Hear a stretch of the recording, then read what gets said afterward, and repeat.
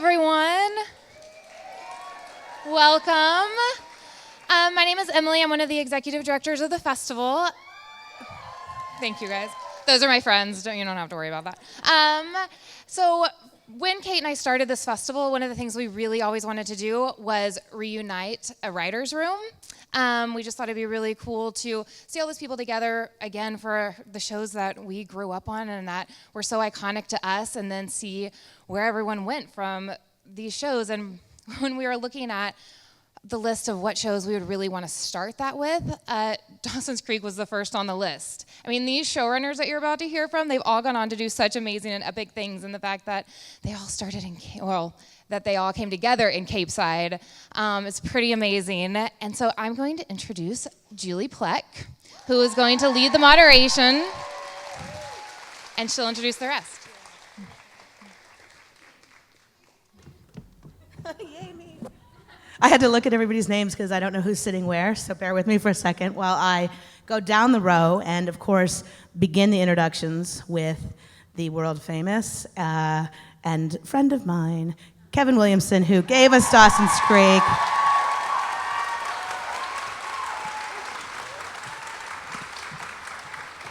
And then filling in the row, you guys don't all get the same introduction, sorry, but we're going to bring you out one at a time. We have Paul Stupin and Jenny Bicks, Rob Thomas, yeah. Gina Fattore, and Fricke.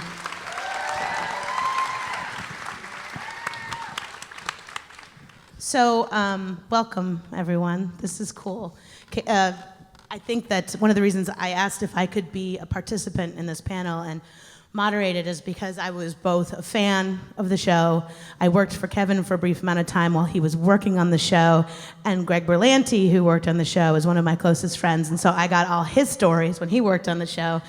And so I'm the closest one, other than Paul Stupin right here, who was with the show for the entire time, that has heard enough about where all the bodies are buried, of which I will say nothing today.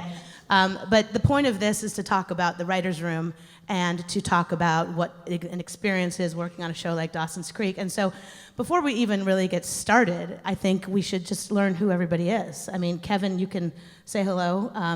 Everybody knows who you are, but I think that what I'd love to hear from you guys is introduce yourselves. When did you start? In what capacity did you start as? And then we'll go from there. Starting with you. You wrote it. Yes, I wrote it. I wrote the pilot. I mean, but what? Nothing else? That's okay. Okay. Well, I figure we'll get to it. So. I wish I can just pass it on to Jimmy, actually, but too. I started as a trainee at NBC in programming, and I worked my way up through the executive ranks to the point where I was running programming at Fox Broadcasting in the 90s, and then I had my fill of just sitting in an office and coming up with ideas for shows and giving them to producers, and I wanted to sort of go off and do it myself. And I was very fortunate in that the first project that I developed that really hit the mark out there was Dawson's Creek. And then from there, I've worked on numerous shows. I'm running a show called Switched at Birth Now for ABC Family. I'm Jenny Bicks. I'm the fraud up here because I worked on the show for a very short period of time. In the second season, between seasons of Sex and the City, I had worked on the first season of Sex and the City, and we hadn't even aired or been picked up, so we didn't know what was going to happen. And I had an opportunity to join this fantastic show, and it was the first 1 hour I ever wrote on. So I learned a shit ton about writing 1 hour. Sorry. Yeah, we're going to swear. We're going to swear. We're gonna, And then I left when our second season of Sex and the City got picked up. So, but I had a delightful time, and that was my time on the show. I'm Rob Thomas. Dawson's Creek was my first job. It was the very first thing I did. It was season 1. I was a staff writer. I had been writing novels before that. I learned a lot in that first season of Dawson's Creek. I started season 3 on the show. Paul Stupin hired me to be a executive story editor, I believe it was, based on my Ally McBeal spec script. And I stayed there till the bitter end. And I became a writer and a producer on that show.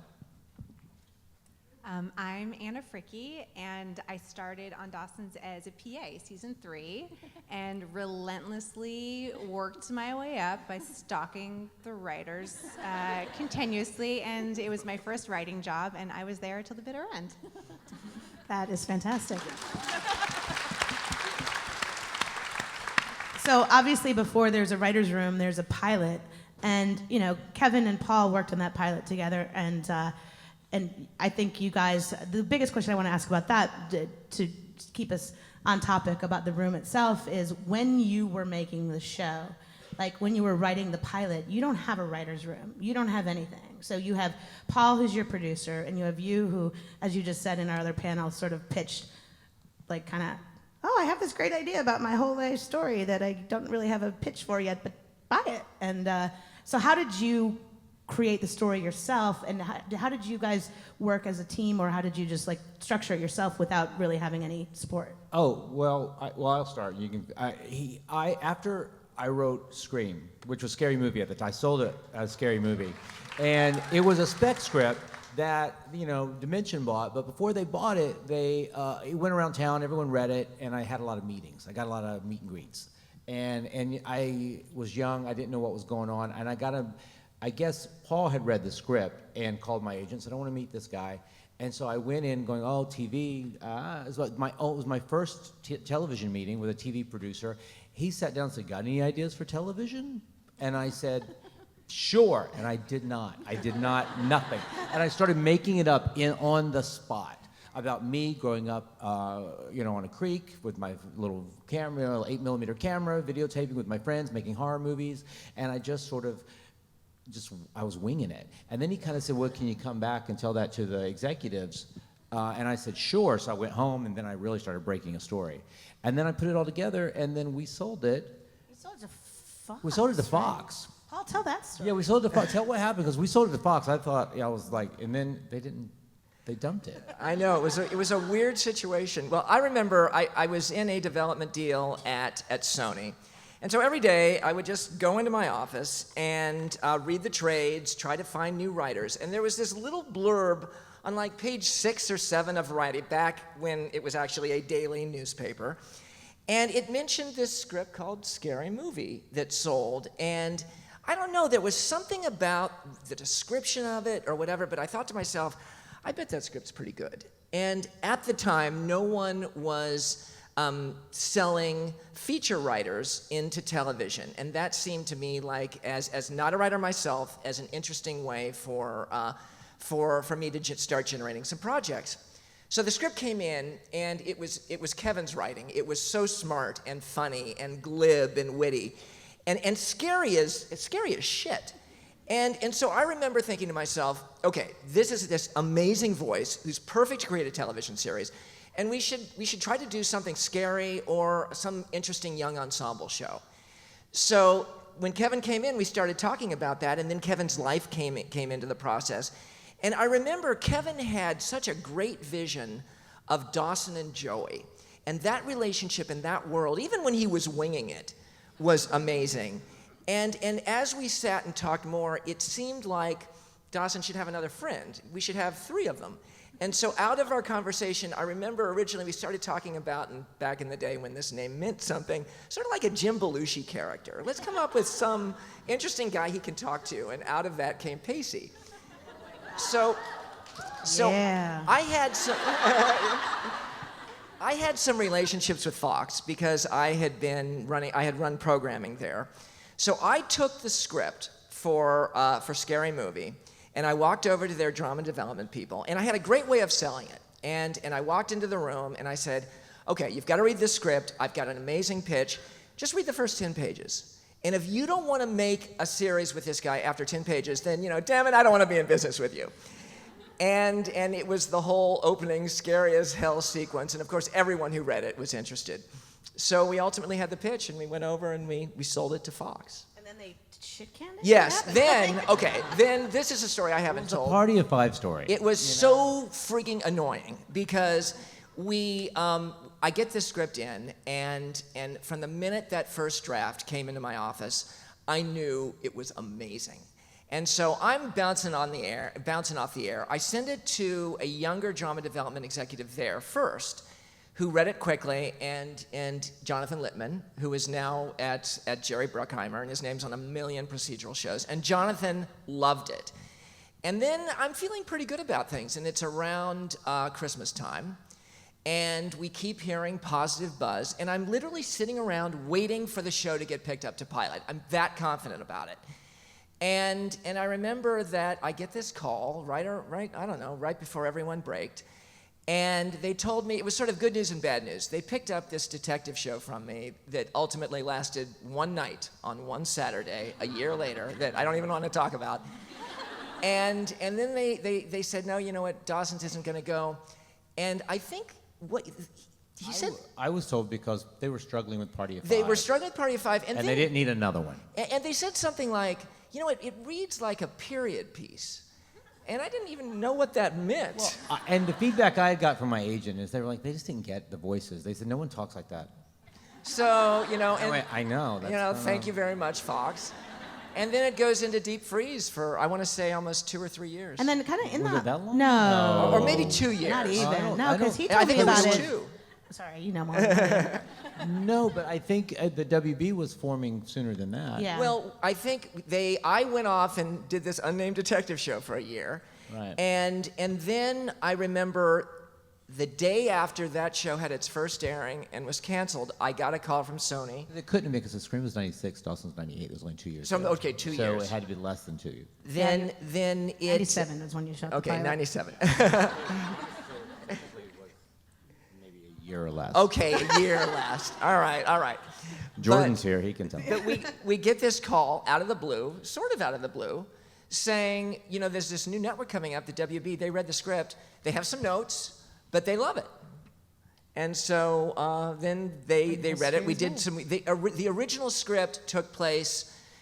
I want to say the week before school started in summertime, and they wanted to see a little more of high school, so we moved a little bit into the high school world. Yeah, and it was and we did a presentation, so we had to take out. Yes. We took out the grandma storyline. We just had Jen show up, and we didn't ever go into Jen's house because we didn't have the money to cast her. And Right. You're right. Grams didn't exist. We shot it for 6 days in North Carolina. We just had an extra stand there from the Dawson's window and go, Jennifer. Jennifer. All right, well that's good. That's good because from that experience, the wise selection of the WB, picking up where Fox blew it, a pilot was born, a TV show was born, and season 1 was born, and Rob is our singular representative, other than Kevin, of season 1. So the two of you, I want to hear about what it was like for a YA novelist. Yeah, and I had read the book. Well, just to tell you, I was convinced that, well, we can't do this show like every other show. We have to have like unique voices. We have to have voices, people with visions, and you had found the novel. Yes. You gave it to me. I read it and said, yeah, this is great. We thought we got got to hire this guy. This guy will be great. And then Go. I had at that time.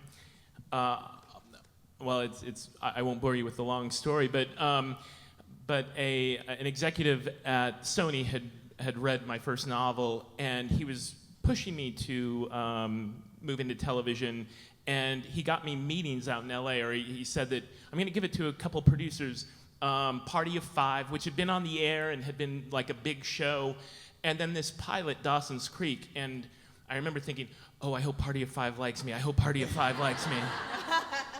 And I went to a meeting at Sony, and they showed me the presentation to Dawson's Creek, and it changed on a dime. It was, oh God, I hope they like me at Dawson's Creek. I really want this show. This is the one I want to do. But you have to. I was so green. The only screenplay I had written that had gone out. A USC film school graduate who was working for the Texas Film Commission tried to rent a bedroom in my house here in Austin. I was 31, living in Austin, and he asked me to write a romantic comedy that he could shoot for $100,000, and so I had never written a screenplay before, and what I wrote was 110 pages of dialogue. It was just one. It was a Chinese restaurant, one night, 3 couples. It was just 110 pages of conversation. I did not, like, to look at a script now, you know, it's like, there are action blocks. I didn't know this. It's just all dialogue. And like Jon Snow, I knew nothing when I showed up there. And yet, for knowing nothing, I certainly had too much hubris for knowing nothing. I've come up to Kevin, you know, 15 years later to apologize for what a dickhead staff writer I was. Just to tell you a little story, I turned in my first script, and it was well received. Kevin and Paul liked it. I was thrilled, but I don't know if this is so dumb. It's so unbelievably dumb. If you ever see what happens in production with a final draft script, whenever you move a scene around or just shift paragraphs around, you get asterisks on the side of the page. And so Kevin had done his pass, as showrunners always do on every show. And if you looked at the script, there were asterisks down every page, asterisks, revision marks. And I felt humiliated. I felt it looked like Kevin had rewritten every word of this script. And it was such a blow to me. I thought every writer on the staff is laughing at me because I'd been rewritten. And I took it very personally. And yeah, it was. But keep in mind, I didn't know what I was doing either. You know, it was my first show. I was watching VHS copies of shows going, all right, there's 14 minutes till the next commercial break, and I was timing the act breaks. And I mean, I didn't know what I was doing either. But the thing I learned so much in that first year, like how to get in and out of a scene, how to cut in as late into a scene and get out as early of a scene. So rather than these just rambling pages of dialogue, you have to do it in 41 and a half minutes. You have to learn how to deliver quickly, and it was an incredible learning lesson for me. So one of the things that you guys had to do in that first season was, you know, take the premise of a pilot and turn it into a show that people would want to watch week to week. And we're going to end this session at the end talking about like signature moments and the debate in the writers' room about, you know, should they, would they, could they. But that being said, the one thing, the vivid thing I remember, we'll talk about Pacey and Tamara at the end of the session. But the other vivid thing I remember is that in the finale, episode 13, I think, you know, it was Joey and Dawson kissed. You had your lovers, your teen romance, the relationship that was supposed to drive you through the whole series, in theory, if you read, you know, people, you know, books about people who've done this before, and you had them kiss. And do you remember at all, like, was that just a done deal? Was there debate about it? Well, what I remember is that what I was hoping to do with the show is to make it different than the teen shows that had come before it. It was a coming-of-age story, and we had seen 90210, I think, was even still on the air, and all of these other shows that James at 15, all these shows I grew up watching, I kind of wanted to defy them a little bit and twist them a little bit and sort of give it a little unique twist. And I always felt like they always kept the couple apart. All these shows kept the couple apart. And I thought, well, why don't we just not do that? Why don't we just bring them together and then we'll pull them apart again, which is what everyone did, you know? And I don't know, I don't remember actually that debate at all. I just remember that it was just a kiss. It's not like they fell in love. It's not like they got married. They just kissed. I remember. It's all beat to Edward McCain. But what did that kiss mean? You know, it's like, you know, so... I think we circle track. I think we always knew we were going to build to that kind of moment at the end. Yeah, we kind of said it early on that we were going to build to it, and then that's why we had all that, and that helped us inform all those moments of the longing. You know, Joey longed for Dawson, and I always thought that was, I think, you know, I think longing is, I always find myself longing for something, you know, and I just sort of feel like that's such a great emotion. It's such a great emotional device for storytelling, and I love it when I get involved in a character and I just see them want something and long for it. And I enjoyed that journey, and I felt like we could only pay it, you know, we had to pay it off. And I think we did this incredible episode where Joey's dad was in prison, and oddly enough, there was a prison right by the sewage treatment facility, right by the airport in North Carolina, which we used. The other thing I remember is we were going to use the resuscitation of Jen's granddad, who most of the first season is in a ventilator off in the other room, unconscious. And one of the things we were going to do is around episode 10, he was going to come back to life. We were going to get to know him, fall in love with him as a character, and then he was going to die, and Jen would be emotionally distraught, and that would push her toward Dawson's. But as the episodes came on, we couldn't figure out a way to revive Granddad. So we ultimately did in the last episode, where he comes out of his coma for like 5 minutes, and then passes away. That's funny. Rob, when you went in to go, I mean, obviously, I think Veronica Mars was your next big move, right? Which had its own sort of, central love relationship at its core. Did you say, like, I gotta go down this road because this is what I know? Did you say I gotta go down the opposite road? Like, what did you take from that experience? Well, what Kevin just talked about, the biggest lesson I learned was to not save stuff. You won't stay on the air. Keep pushing. Do not delay gratification too long, or people will get tired of it. It will get painful to keep watching it. So even, I went into a deal at 20th, and I would consult on shows, and it would drive me nuts because they would want to pace things so slowly. I'm like, I've been in Kevin Williamson world. Keep it going. Keep moving forward, or you will not be on the air to see season 2. I think that was one of the. It's always the question. We struggled with that with Vampire Diaries. We were like, well, I just wanted to push, and tell story, twist, story, and people were like, they're gonna run out of story. I was like, no, we're not. A TV guide said, I don't know how they can keep this up, and we were like, screw you, yeah, we can. We have to. And then we got Veronica Mars, which I just have to shout out and say that is one of my favorite shows of all time. Thank you. I have seen every episode and then some. Well, I think that like if you look at the annals of Dawson's Creek, the yearbook, the legacies that were born and created. I mean, obviously, Paul already talked about what he's gone on to do. Many shows, not just Switched at Birth. Rob, as all of you know, Veronica Mars, Party Down, now iZombie on TV. Why don't you guys? iZombie. I mean, everybody that's worked on this show in some capacity or another has gone on to basically run or co-run series of your own. So, why don't you guys talk about, obviously what your legacy is, and then what's one thing that you took from your experience on the show in terms of running your own show? We'll start with you, Anna Fricke. Because we're having eye contact? Yeah, because I'm like staring at you. Hi. Hi. How's it going? We're just really awesome, I think. Like all of our resumes. I went on probably most notably to Men in Trees with Jenny, and then Everwood, and went on to create Being Human. And it's like you guys watched it.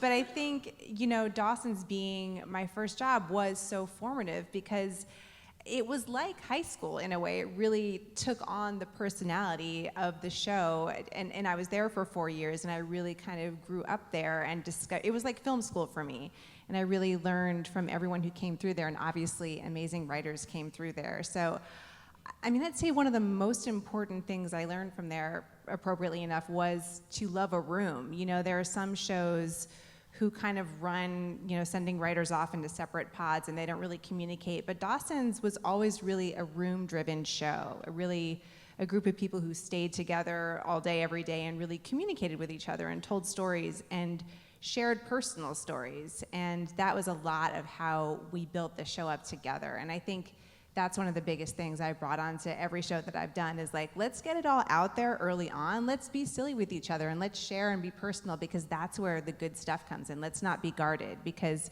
we were certainly not guarded at the Creek. Well, Liz Tigelaar we actually was in the should have room. been, but too late now.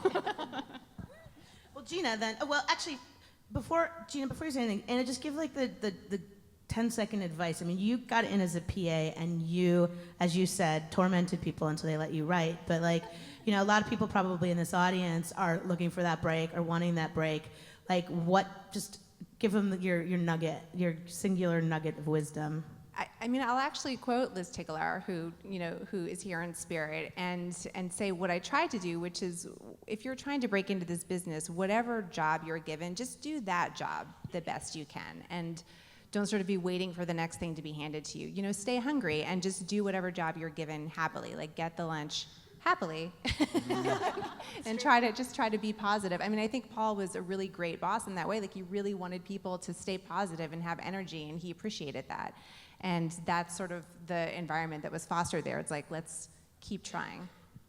So Gina, tell this room, a little bit about yourself. Well, I actually, since I was there when Anna was an assistant, I can say that she was amazing at the job. And I also started that way too. I was an assistant to Greg Daniels when he created King of the Hill. And so I was gonna originally work in comedy, but as we know, women are not funny. And like all the male writers that I met at that time were constantly saying to me, like, you need to do like Party 5 or My So-Called Life, and that's gonna be your thing. And I was just filled with my 20-something rage and nearing the end of my 20s, unfortunately. And then sure enough, Dawson's Creek came up, and it turned out, what I learned from that, I think, is that like everybody, there's a show that's the show that you're meant to write. And I didn't create this show, obviously Kevin did, but there was something in me that meshed with this show, and I've worked on a lot of shows since then, and I think the thing about Anna as a writer on our show was that she was a fan of the show. Like, from day one, when I walked into that office, I was like, here's someone who loves this show. And when you love the show, it's much easier to write the show. And in some weird way, Kevin created Joey Potter, who was a girl in a small town who wanted to like get really good grades, and she wanted to get out of this small town. And that was me. So I feel like you have to work so hard in this industry, but sometimes you just get that gift of a show that you understand and you love. And that was what Dawson's was to me, definitely. Thank you, Gina. Appreciate it. Jenny Bicks. Oh, okay. So I started in sitcoms, and it is true women aren't funny. So I spent a lot of time writing sitcoms. They couldn't figure out why. I did have one boss, who will go nameless, who said, he said, women aren't funny to me, and he had hired me and hadn't fired me. And I'm like, but I am a woman, and I'm writing on your show. And he said, yeah, but you're not a woman. Like, that's how he made sense of it. I was like, I'm so bizarre. And then I went on to do Sex and the City, which thank you, thanks. And we had shot our first season, but it hadn't gone on the air on HBO yet, so no one had any idea what we were doing. We were shooting that. We had no idea whether it would ever air or if people would get it. And my agent called and said, there's this opportunity to work on Dawson's Creek, and I jumped at it because as I said, I hadn't done 1 hour before, and I really loved that first season. So I came in as a fan as well, and the funny thing, and then I went on, I'll go back to what I learned from it, but I then went on from there to go back to Sex and the City and completed out the 6 years of Sex and the City, and then I created a little show called Leap of Faith, which lasted for nothing. Thanks for you guys, thanks for that. No one, not one person. Veronica Mars, and then, I created a show called Men in Trees. And then I just finished running The Big C on Showtime. Okay, thank you. But what was amazing to me about being in those Dawson's Creek offices, a couple of things. One, it was a very inclusive place. And it was a very fascinating and bizarre place. Like, when I came in as a consulting producer, and the other consulting producer was Mike White. And so Mike White, who's not here, but who's terrific, had decided that he wanted everyone to pretend they were Scientologists for the new writer that was coming in. Like, this is, like... It seemed funny at the time. It was funny at the time. It was hysterically funny. And then we had Ruben Fleischer, who's now a big director, was answering our phones. Yes, that's right. He was very bad at his job. He was not the Anna Fricke of answering phones.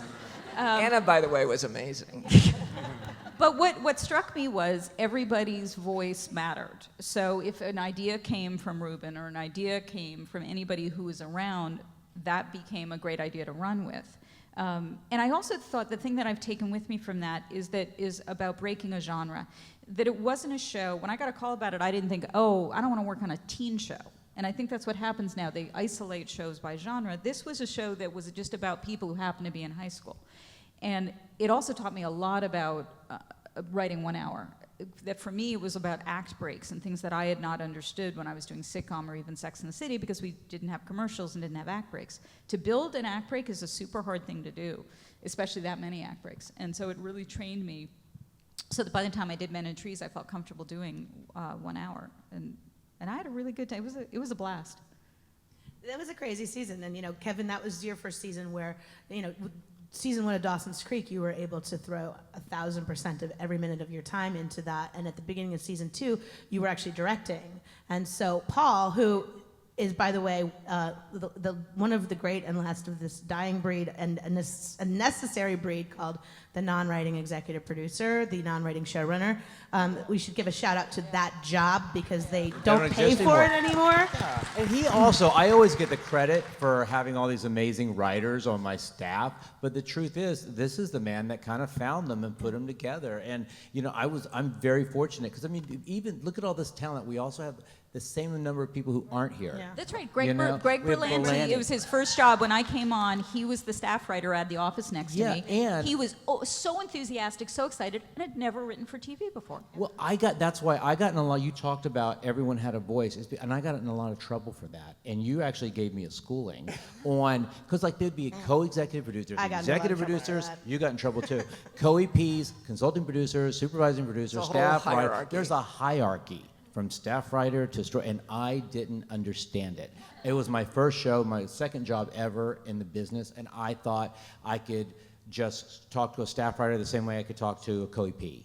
And I thought that the staff writer, it'd be okay. Oh, you understand this thing, you rewrite it. And the co-EP's like, no, it doesn't work that way. And I had to be schooled. I honestly, there's a respectful way to do things, and I had to understand and learn. And it took me a really, really long time. But that's sort of how Greg Berlanti came in as a staff writer and leapfrogged to EP. It's in 5 minutes. Because and so there's all the, I would always go and sit by the person who was helping me with that script. We were, I think, really lucky because the quality of the original pilot attracted so many incredible sort of smart voices that, and again, all the people who aren't here are amazing too, who are on the show. And I remember in Gina's first script, Gina started, and there was another sort of young staff writer by the name of Tom Kapanos, who ended up running the show with me several seasons later. And they were both initially a little quiet in the room. And so they were kind of big question marks for Kevin and I in terms of what ultimately they would deliver on the page. So ultimately, we decided it was too much of a risk to have each of them write a script that might end up having to be rewritten. So we said, we'll give them each a half of one. We'll give them one script and we'll have them partner. And I remember when that script came in, both halves were friggin' brilliant. And it was just such an amazing point of joy knowing that we have these brand new writers who are capable of knocking it out of the ballpark. And I think we were lucky in terms of the people in subsequent seasons as well. When they came on, Mike White, who stayed with us, and John Feldman, who's gone on to run many shows himself. They were all great.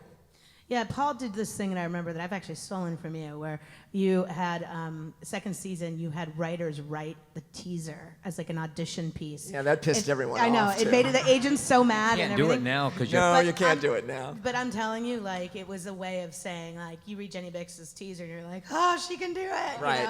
I Remember could do a Maggie teaser. Friedman? I remember reading her sample. There were sample It was scenes. hard because the dialogue was such an important part of the show.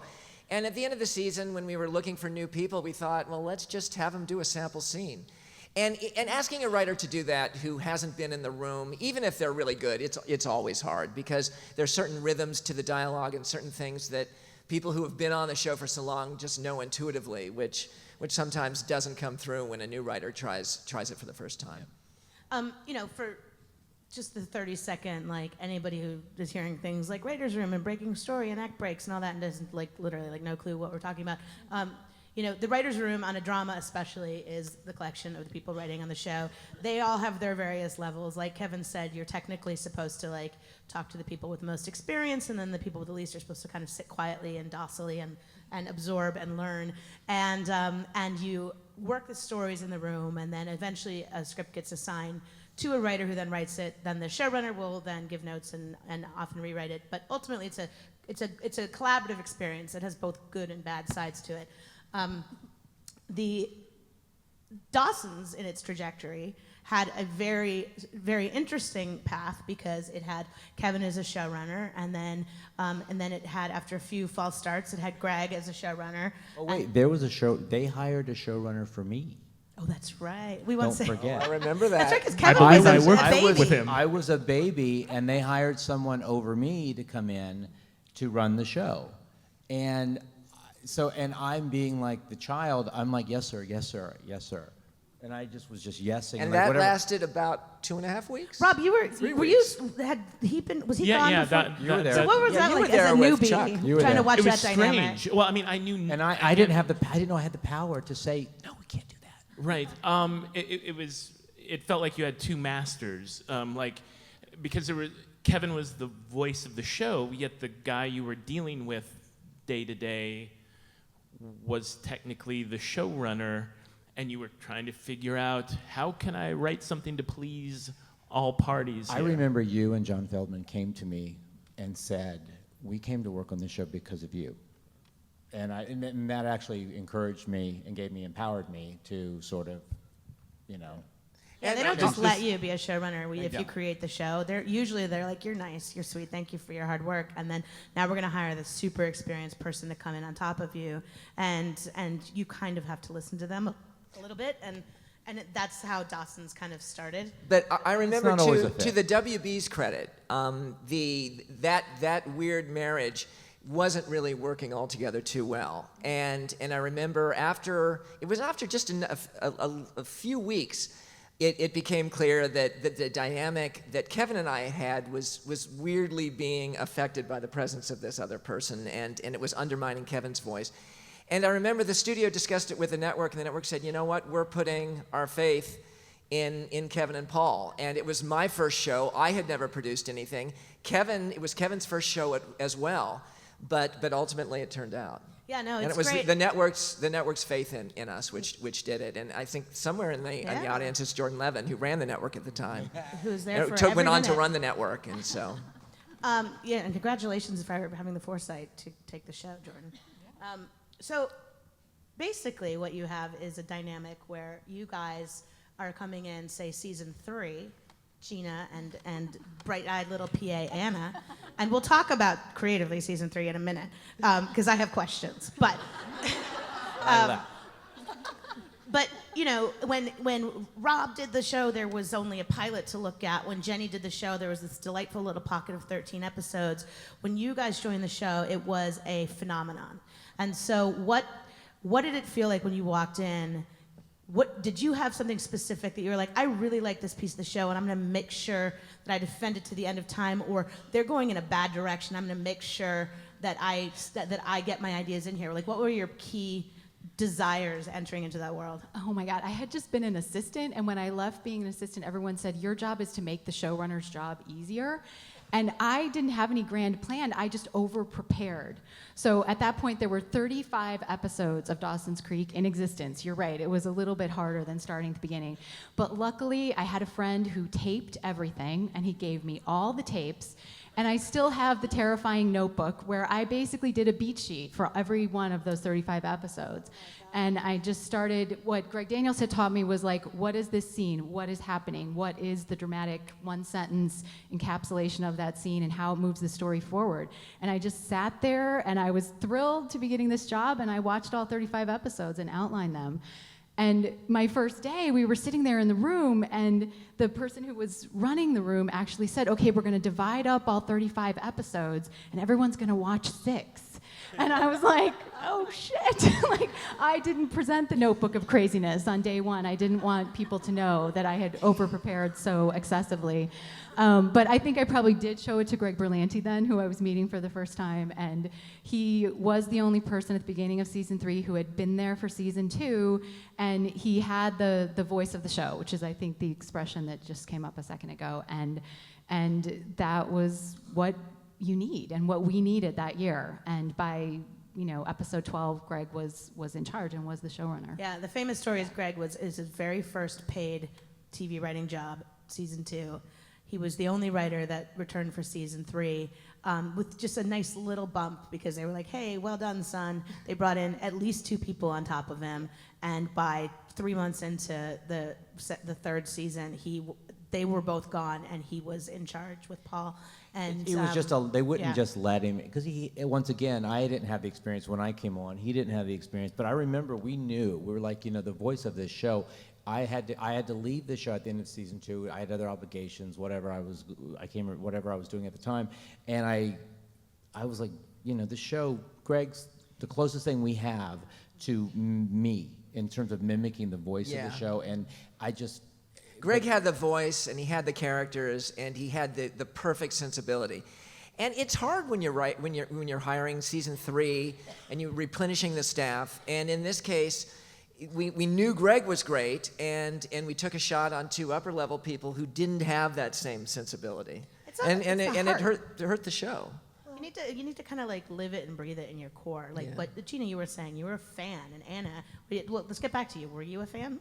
Yeah, I was. Or was it just a job? It was just a job. I was just trying to. No, I was a huge fan, and I think when I first came on there as the PA, in addition to not wanting to mess up the lunch orders, I really just wanted to learn from these brilliant people, and just in terms of what drew me to the show and what I wanted to preserve when I went onto it was that longing. Like Kevin was talking about the longing. I think this show is one of the original great shows that really found a way to make that last for a long time and find new ways of wonder. And I grew up in a small town in Maine, and I really identified with these people. And the show was simple in that way, but to do things that simply is complicated. Like to really get to the heart of people and really get at the core emotion is complicated, and it's hard to stretch it out over as long as we did. And that's what we were just trying to do, honestly, every day, episode to episode.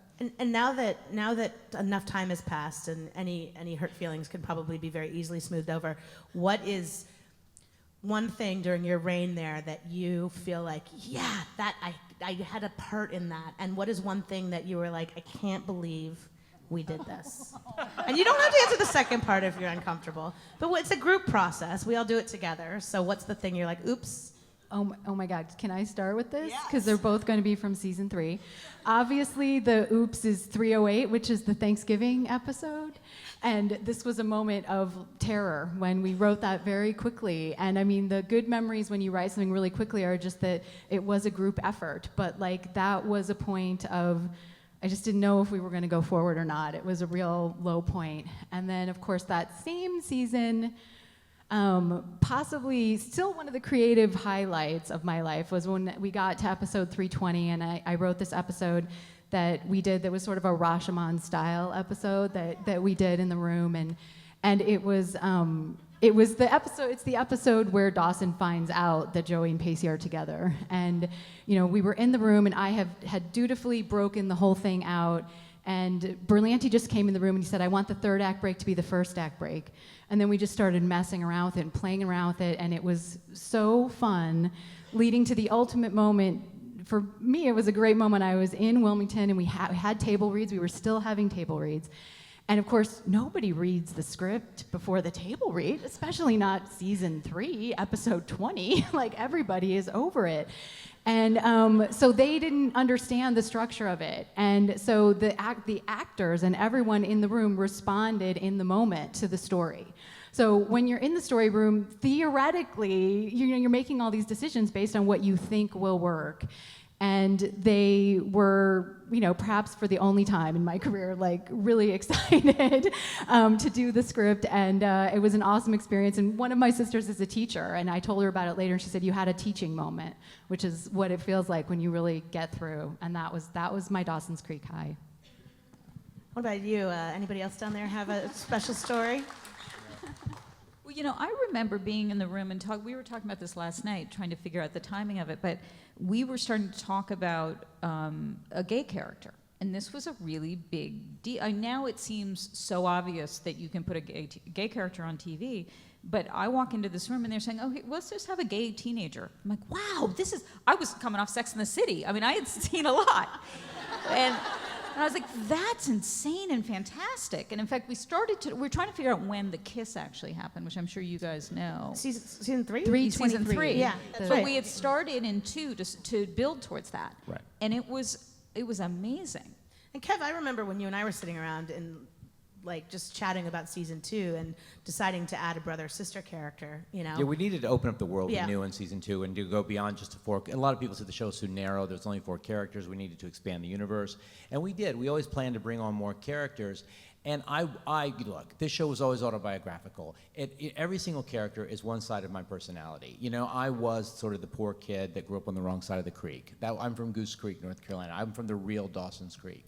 And then I was also the wannabe Spielberg who filmed the shows in the backyard of said creek. And then I was also Pacey the jokester who just never got anything right. And then I also felt like I was Jen, who was just this broken bird who just wanted who just wanted more and better and to be different and to change all my wrongs. And I felt like I was a little bit of everybody, but there's no one to express the gay side. I was this small kid in a small town who was growing up gay. And then there's no secret that their 2 leads were Dawson and Joey, 2 male names. It was my only way when I wrote the pilot to sort of express that. And then when the show got popular, I thought, well, maybe I can do this. And we started talking about it. I think with Berlanti. Yeah. And I had to pitch it to the network. I was terrified. I remember on the phone with Suzanne Daniels pitching it. I want a gay character. And by the way, I didn't tell him until we already brought Jack on. But I always knew I wanted Jack to come out of the closet. But I wouldn't tell anybody. And I didn't even tell him. and then I called her up. And I said, I want to do this. It's really important, and I do think it's the evolution of the show, and I do think it's the next step in the show, and I do think we should do it. And because and I pitched it with the idea that if we bring Jack on, let the audience love him, let him come out of the closet, then suddenly Joey is going to have to turn to someone, and it'll bring her right back to you-know-who. And so she listened and That'd listened. be Dawson at the time. And she before you get excited. She listened and listened and listened and said, you know what? She suddenly... The thing that I thought, the one thing that you touched on in the writer's room is it was all about us sharing personal stories. It started out with my personal story, but once you get in the writer's room, you start listening to other people's personal stories, and they start to take shape, and suddenly they find their way onto the board, and they find their way into story. And even the coming out story, and Susan Daniels was brilliant at the network at the time, and she said, just make sure you tell Joey's perspective. Don't make it just a coming out story. We've seen the coming out story. Make sure that we see Joey's reaction to it. I want to see it through Joey's eyes, this young girl who thinks she's in love with this guy. And it was so beautiful because it was as deeply personal for Greg at the time because he had actually just come out to his parents within the last and he couple had of shared years. that story with me about the school and the poem. That something really happened for Greg in high school with that the English teacher and the poem, and I was just riveted to that story. And I'm like, keep talking. Yeah, no, it was beautiful. I was with those two when they were working on the episode. We were in New York, actually. Yeah. And Greg and Kevin, they'd each split up one episode over the other. We were going to do it in one episode, and I went, no. We got to have Pacey, the poem, all of that in one, and we'll end it with Jack denying he's gay. Yeah. And then we'll keep it going next week. And then that storyline, which they delivered on in season 3 with the kiss beautifully, and made Jack a really wonderfully realized gay character on television, all the way to the end when Deputy Doug found happiness. Yes. That won the show a GLAAD Award, and still I think Gina was just saying she was just doing a panel today about that, and. Yeah, it was really so exciting. And I did, since I guess I've already admitted that I over-prepare, I rewatched 323. I watched the finale because I wanted to remember. And it was, the heart of this show always was just that common pain of adolescence, and for someone to be going out on that limb for the very first time, and Jack having the courage to do that, it's just such a universal teenage story. And the fact that we were the first ever gay kiss on TV at the time, I don't even know that we weren't thinking of it that way. We were just thinking, this is our character and this is what our show is about and this is what's going to happen. So it was a wonderful experience, and Kerr Smith did an amazing job. Yes, he did. Go ahead, Jenny. Oh, I was just going to ask, is it true that you had to, for safety, film this kiss from across the street as well as filming it close up? It may have been a broadcast standards request. That was, and I think that says that a lot that I still get, about, by the way. I still get them it's to this absolutely day. true. And because we were doing Wasteland at the time, which no one saw, but we actually had a gay kiss on that, which never aired. But they came in, they said, we need it to be 1 second, 2 seconds, 3, we need every, Please protect yourself with proper coverage that you could cut. That to was the this day. story. I told this already this morning, so I feel like it's that allowed. But basically, I remember being there on the set, and I was told we got to have coverage from across the street, really far back. But on the phone simultaneously was Greg Berlanti saying to me, Gina, this better be a real kiss. I want this to mean something. I want this to be real. And so I felt like that was my responsibility as the person on the set. And luckily, we also had a great director for that episode, Jim Whitmore, I think, maybe? And so, because it was only my first year on the show, and I, being on a set as a writer is, one of the most horrible things ever did some great- to he did happen, great as we episodes. all know from adaptation. He did your episode, the paint, with you did the Titanic, Jack nude. So you didn't have your episode. So we'll go from the highs, and then we'll spend a minute at the lows, which, it's just my bias, but I want to know how you guys feel about it. And then no disrespect to any actors at all in this. This is strictly like a character story thing. So Eve. Who's Eve? Let's talk about Eve, and let's talk just about, because the purpose of this is inside the writer's room, right? And some of you were there, and Paul, you were there for all of it, and so I can understand from like a checklist point of view. You've got, you need to introduce an antagonist. You want to maybe get a sexy young thing to like brighten up the J. Crew vibe of the Creek. But talk a little bit about that. Well, again, it seemed like a good idea at the time. And I think originally, before you start plotting out any of the episodes at the start of every season, you sit around for 2 or 3 weeks, and you just talk general things you'd like to see, interesting new characters. And the notion came up for Jen to have a sister, and for the sister to be a little more dangerous, a little more of potentially a hidden agenda, a girl with a secret, someone who is much more sexually experienced than Dawson, and how would those two interact? And so the idea of that seemed like it was a little bit in our wheelhouse. Flash forward to the premiere of season 3, where Dawson and Eve are fooling around on the boat, and Eve is doing something to him which causes him to crash the boat into a dock. And that's where I think we started to go wrong, actually. Well, okay, so as a fan, because I was not involved with the show at the time, and I was watching as a fan to see how it continued, and it started, and I was like, Dawson's getting oral sex on a boat. And there were issues with the network. There were issues in terms of how we shot it, obviously. There were issues of what we could show, and again, talking about coverage. We talked 1,000 times about exactly what would happen, what head would go out of what frame and whatnot. And then after that, and again, it still seemed racy, but it seemed potentially real. And then around episode 3 or 4, the notion of Eve's hidden agenda started to take over the story.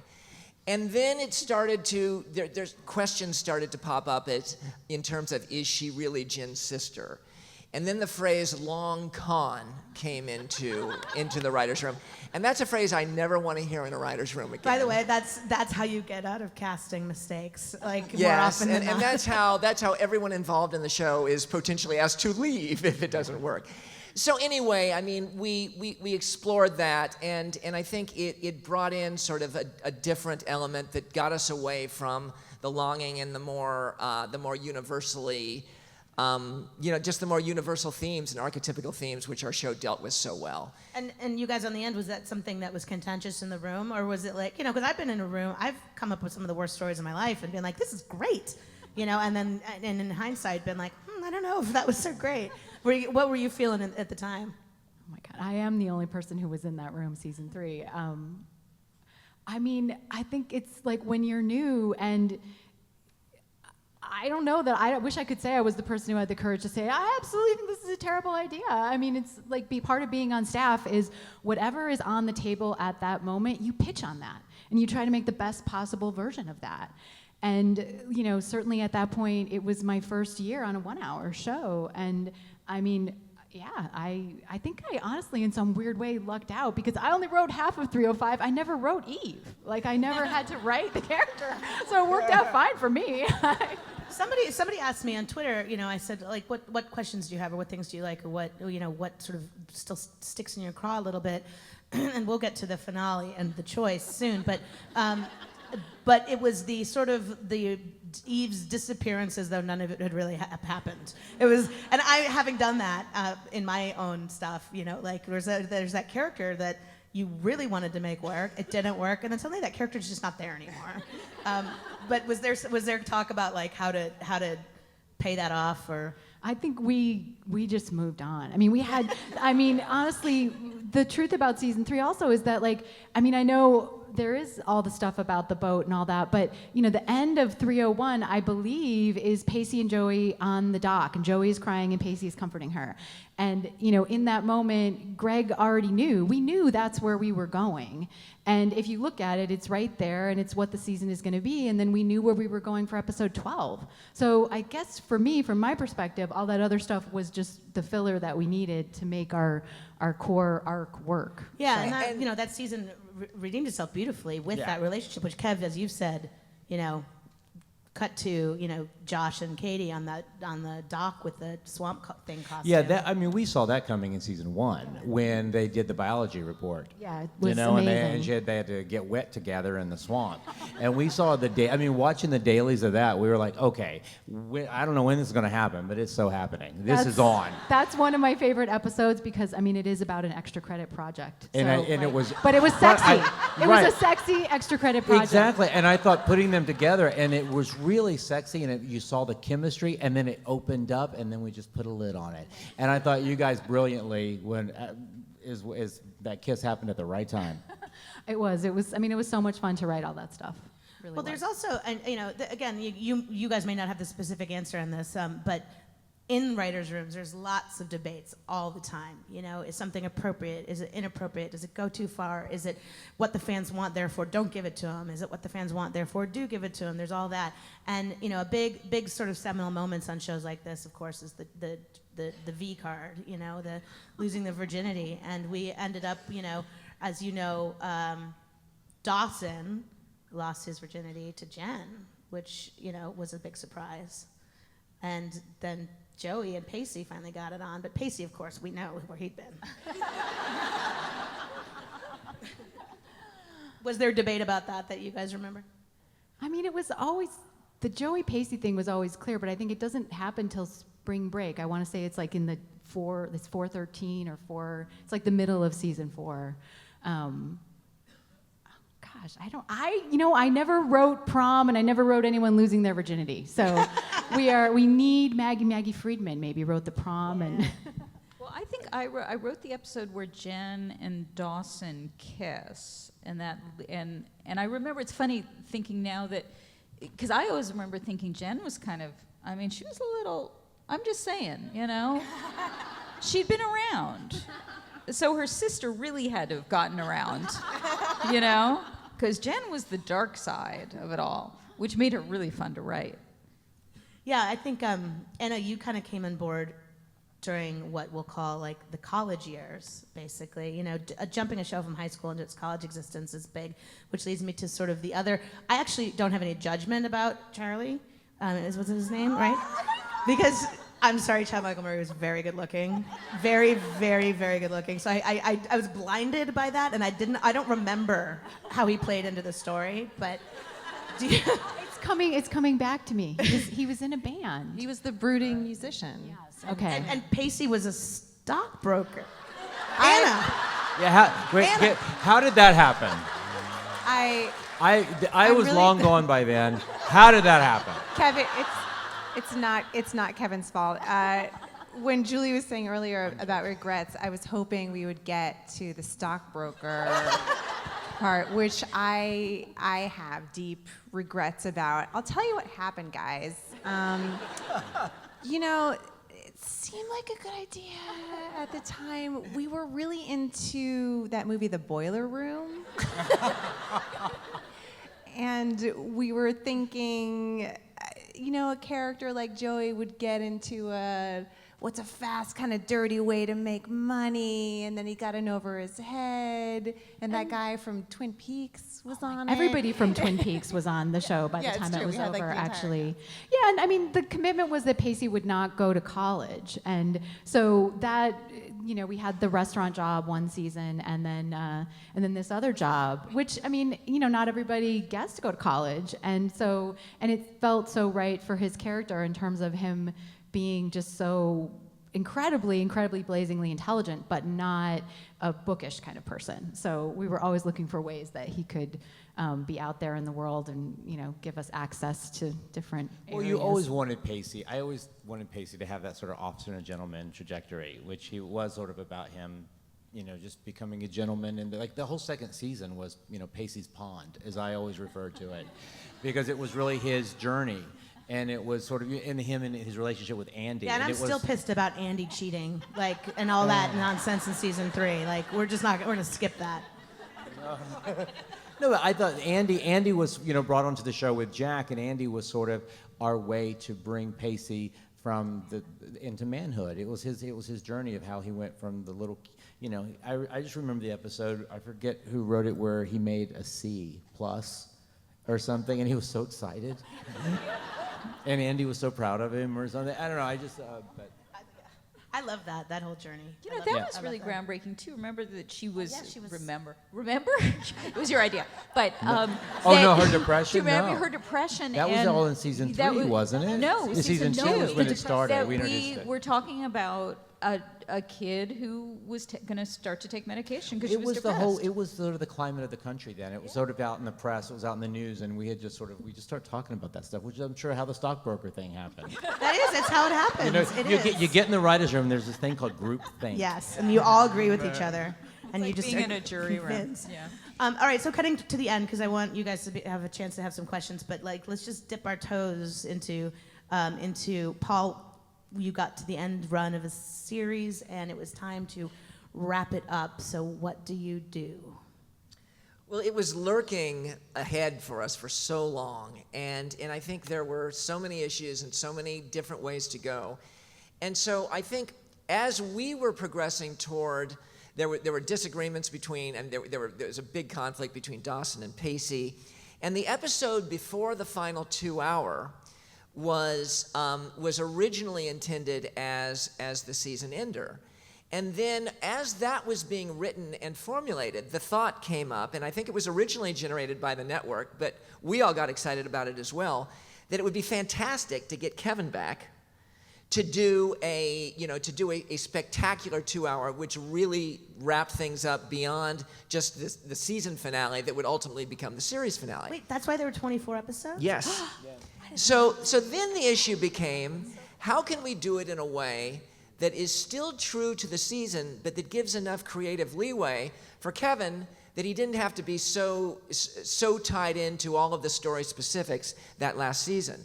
And then out of that came the idea of jumping ahead several seasons, several years. Yeah, they pitched that to me. It wasn't my idea. They came, and because I was like, how am I going to do this? I don't know the ins and outs of every character and every turn and choice that was made in the last how many seasons.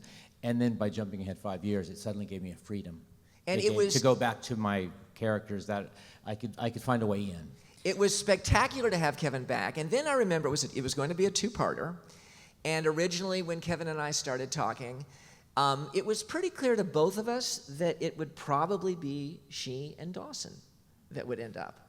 So the first half of that 2-hour, Kevin wrote with the understanding and the awareness that it was going to be ultimately those two people who ended up together in our show. Halfway through, I remember Kevin calls me and says, "You know what? I changed my mind." And by the way, there are still people that have come up to me this weekend to want me to tell you they're very angry about that. But there are just as many people, I think, who are quite happy. I remember sitting with you, and every day, we were working on a movie. Every day, Kevin would be like, "Dawson or Pacey?" And I'm like, I don't know. Like, I mean, there's an argument to be made for. I mean, I love my Josh Jackson, but like, still, there's an argument to be made for both relationships every day for a week. Guys, my mother hates me. I mean, she went to her grave hating me for that choice. But I will tell you, it was hard. But when I said yes, I'm going to do it. It just Dawson seemed like yes, the obvious answer. And then the more I thought about it, once I got into writing the first hour, and with Greg and Maggie, and you helped, and Maggie Friedman, who is not here, who should be, and I just kept going home going, I don't know, this isn't what the show set out to be. Maybe that's where it started, but we've evolved, and this show has turned into something else. And I always wanted this show to be sort of the twist on the teen drama. I always wanted this show to be to sort of be surprising, and I also wanted it to be honest and real, and I also wanted to say something about soulmates and what I believe soulmates can be. And that's why I ultimately sort of did it both ways. You know, we find our soulmates in our best friends. We find our soulmates in our partners. We find it's not always romantic love. But at the same time, I sort of feel like Pacey and Joey are soulmates. I think Dawson and Joey are soulmates. I think Pacey and Dawson are soulmates. You know, I think it's a triangle. I think they're all soulmates. And I sort of, and when you left the show in that last moment where they're talking to each other, everybody had what they wanted. They're a family. They all got what they wanted. Everyone got their fulfillment, and they were all happy. And I remember when you finally made your decision, and we were sitting in some production office downtown, like doing a project that was less exciting than the finale of Dawson's Creek. And he said, here's the way I look at it. Like, I've been thinking about this a lot. And like, Dawson always wanted to be a filmmaker. You know, that was his dream. When we met him in that first episode, you know, his introduction was both with Joey Potter, but he was a filmmaker. And his one true love was Spielberg. And Pacey never thought he'd amount to anything. And being in love with Joey made him realize, or wanting to be good enough for Joey made him realize the kind of man he could be. And so I think that Pacey should get what he worked so hard for, and I think Dawson should get what he worked so hard for. And I started to cry, and I was like, that's the most beautiful thing I've ever heard, you know? And that's the truth, and I think that I love those characters so much. I just wanted to honor each one of them in their own way, and I wanted them to really, truly come of age. And that's why I made the decision also that we should kill Jen. Because, no, listen, here's why. It was a coming-of-age story. They had dealt with, out of however many episodes, they had dealt with every issue under the sun. The death of a parent, the death, all of this. But they hadn't dealt with the death of someone in their circle, someone in their own, you know, and that to me was, and when you deal with death, that's one more way of coming of age. And this was a coming of age story. So what would it be like in a world where they lost one of their own? And I wanted to deal with that. I wanted to see what that would look like. And it was also an opportunity to push people into it. You know, when you realize life is so precious, you start to truly make decisions. You start making real decisions. And that is what it forced Joey to do, make a real decision. And then when Grams is like, I'll see you soon. And remember the off the hook speech? The off the hook. Oh, we're sitting in that werewolf office writing that. Pacey should let her off the hook. A mild shout out to Mary Beth Peal, because she was All of them. She was the one parental character who managed to stay all 6 seasons. And she moved with our gang to Boston at the end of season 4, and was always, her dynamic and her relationship with the gang and was fantastic. So there's a lot of you out there, and I don't know if there's anybody with microphones or anything, but if somebody has a question, throw your hand up, and then we'll work it out. Yes, I'm pointing like Karina said. I hate to point. Hey. I want to say thank you for letting Joey and Casey end up together. But actually, questions for you. I know that you have been on a ton of shows over the years, but was it really hard to let go of Dawson's Creek because it was so your story? What made you move on? Well, lawsuit? No. The question is, how hard was it to move on when you were walking away from your own story? It was impossible. It was hard. It was so hard I stopped watching. There were tears. It was. I cried. I remember. I remember when I made the decision.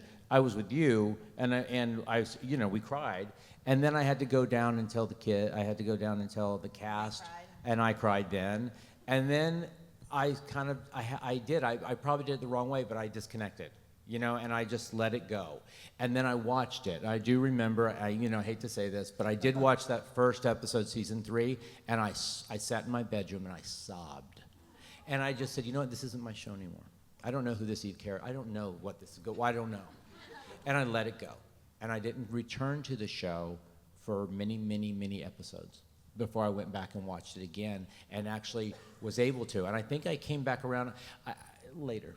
Yeah, and you were able to kind of like give the ending of all the characters that you knew and loved so intimately. And I tuned in from periodically, like Greg. I was close to Berlanti, and he would be like, "Watch this episode, Kevin. Just watch this one."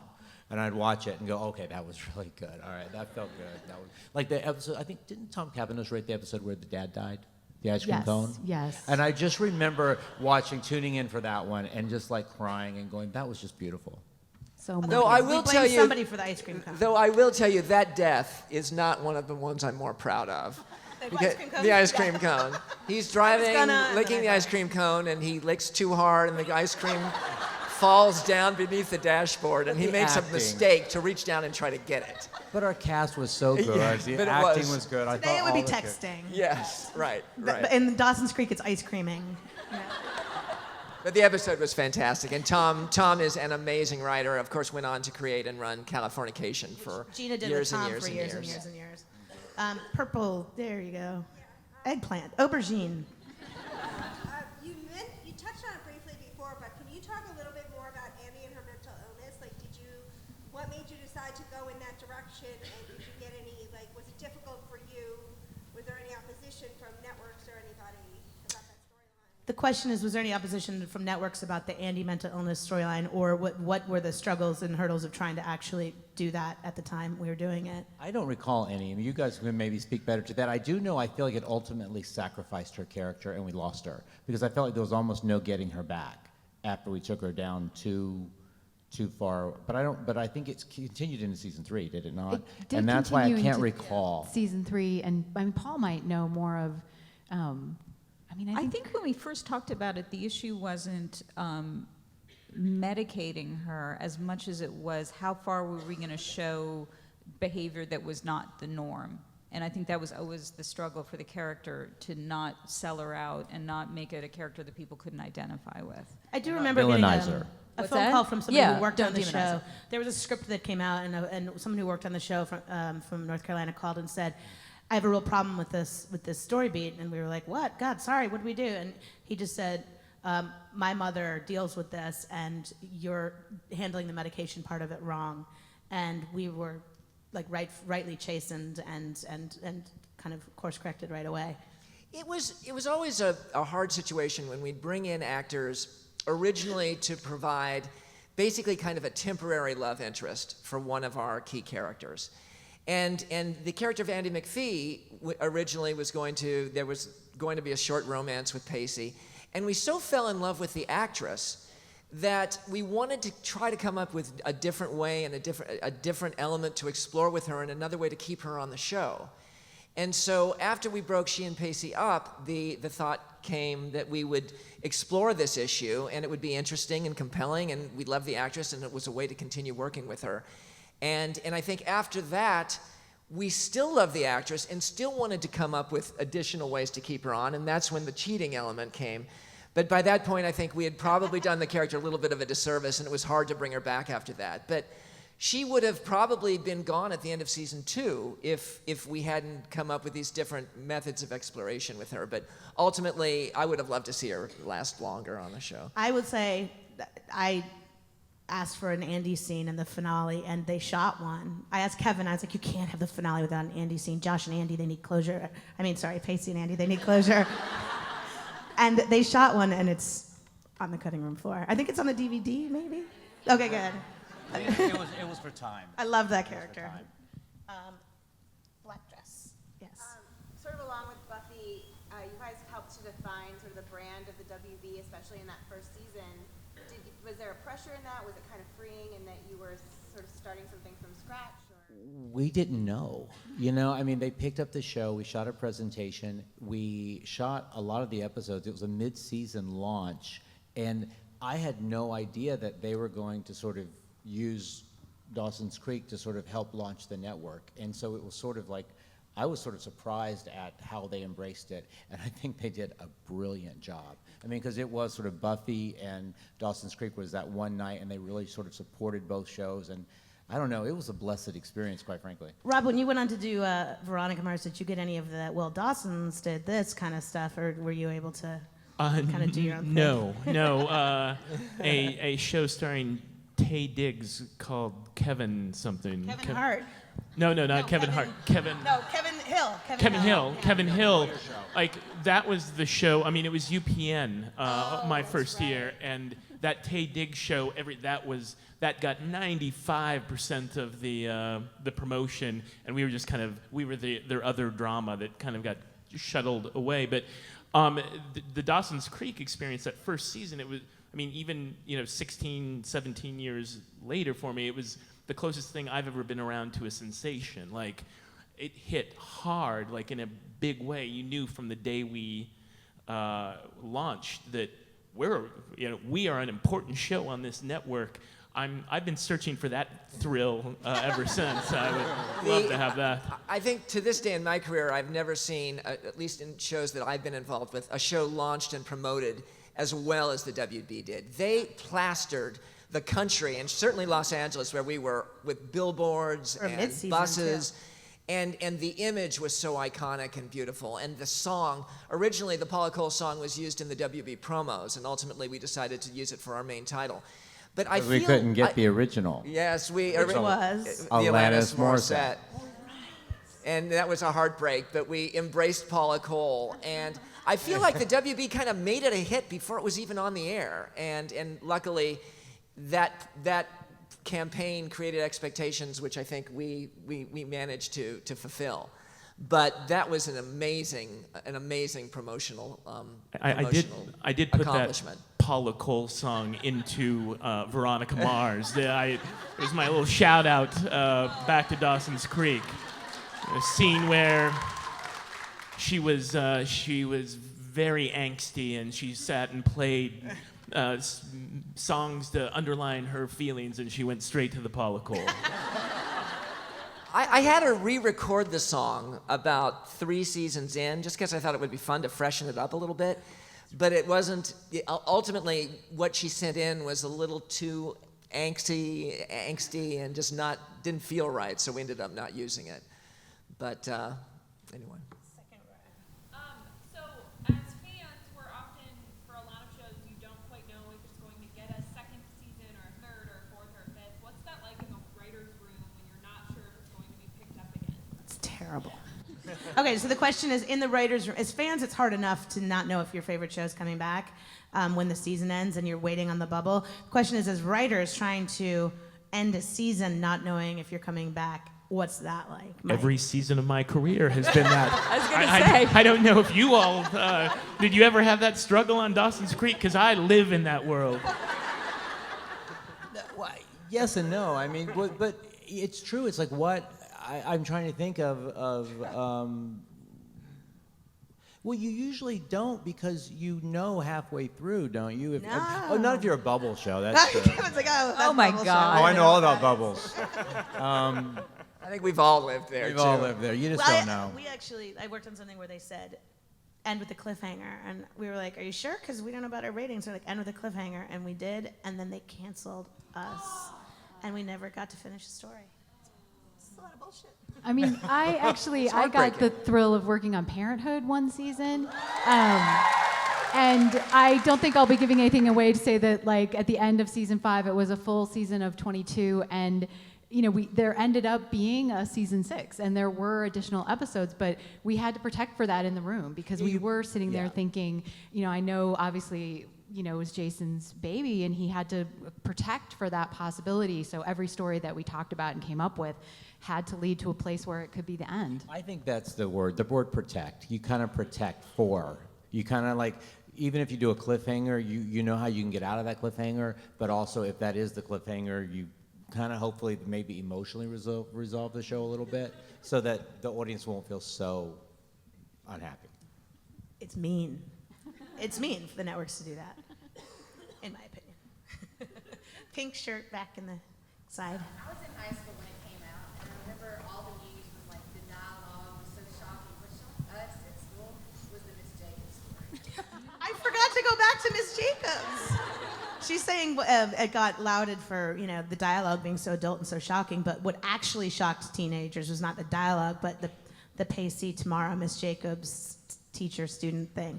Kevin, Well, talk you about know, when it was a very, like in the pilot, when she came in and rented Summer of 42, there was, I love that movie. I thought it was just so nostalgic and so sexy, and I wanted the show to sort of have that sort of feeling, this Cape Side, this sort of summer town, this sort of beach town, and I just wanted to, at the time, there were several storylines in the news where those situations were happening. And it was just sort of in my head. And I just sort of thought, well, what would happen if, let that be the Summer of 42 modern day version of it would be what?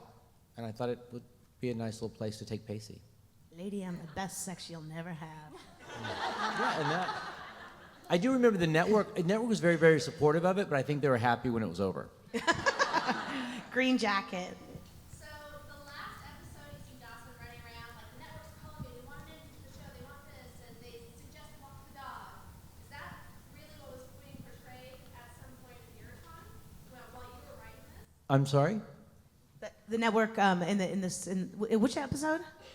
And Oh, in the finale, Dawson's running around, I need an ending, and somebody suggests walk the dog. Walk the dog, and then they also, he's sitting around with his friend, he's like, I couldn't make this stuff up. And have you had that feeling? Was that mirroring you and your experience? Does it mirror your experience? I don't know. No, I don't think so. I think it was just the same. No. There's always, there's the whole beauty and sometimes complication of network notes is I did have to come up with walk the dog because they wouldn't let me use the word masturbate. Yeah. In the It's pilot. that. That's what I thought you were going to, and I was like, my head went back to the pilot, which was how often do you masturbate, how many times a week, and they said you can't say the word masturbate, and I remember John Feldman, who's not here, came in with a list of other. I said, well, what else can we say? And we went through the whole, there was everyone had a list of what to call it, and then we just sort of I don't know, we made up walk the dog. I don't know how it came about. Yes.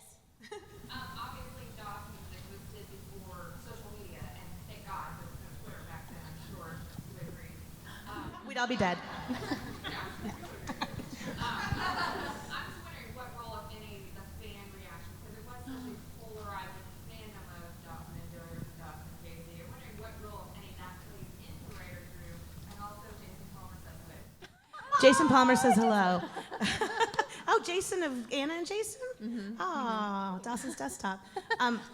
So the question is how social media, not being in the day and age of social media, were you aware of the polarized factions of the Dawson and Joey versus Pacey and Joey, and did the fan reactions have any influence on you, or were you just blissfully ignorant? Yes and no. I knew that there was a certain audience that wanted Pacey and a certain audience that wanted Dawson, and I was a purist. To me, it's always Dawson and Joey, Dawson and Joey, Dawson and Joey, but I didn't know. I didn't know the percentage. What I really wanted was a crystal ball, and I wanted to poll the entire audience that was still watching the show and go, who would you rather Joey end up with? And it was impossible. You know, and even with Twitter, even nowadays, you look at Twitter, that's maybe not a real representation. Those are the fans that really go, the vocal fans. There's still the other audience that never gets on Twitter. And so, you don't know. You know, I wish I had a crystal ball, but we don't. But I did know that there was a big support for both. And I knew it would be, I was nervous. All right, so we have to finish, but go ahead, Anna. I was just going to say, we used to get a huge amount of mail and packages in back snail when we mail. got mail. It was, Cookies, gifts, cakes, yeah, all sorts of stuff. It was mixtapes, great. but it was Thank you. Operation Daisy. Oh my God, What was I forgot. Operation Daisy? That's true. Operation Daisy was, I guess, maybe season 5 or season 6. It was Dawson Joey. It was Dawson Joey fans, and they sent constant daisies and Why to the daisies? office. I think, and there's an episode maybe when on their first date, Dawson gives Joey a daisy, like just picks it up and hands it to her. But I mean, we didn't realize at the time that the boards, we called them back then. I mean, obviously the fans of this show were so loyal and so devoted, and you know, we would read them, and with that terror where you're like, people are criticizing my word choices. I mean, these people are really watching the show, and it was amazing to feel that.